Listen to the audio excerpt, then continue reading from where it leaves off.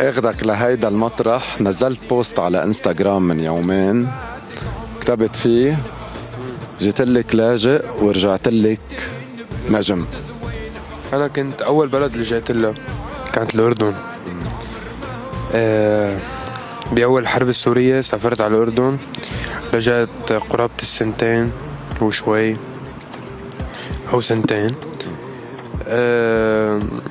كانت تجربه مش اسوأ شيء ومش ألذ شيء.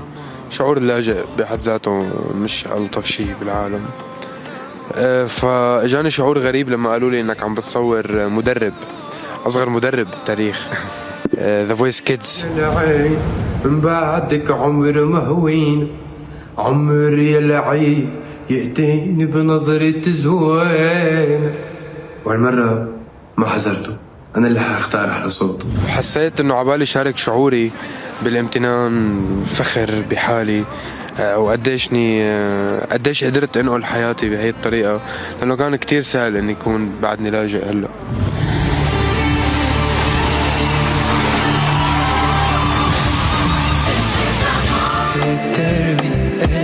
قلبي بلاك بلادا، انتي يا ليلي ليلي ليلي بلاك احتار. قد ايه انت عفوي على السوشيال ميديا وبتحاكي جمهورك يعني اللي بقلبك على راس لسانك مثل ما بنقول؟ السبب نقدي وسبب محبة الناس بنفس الوقت.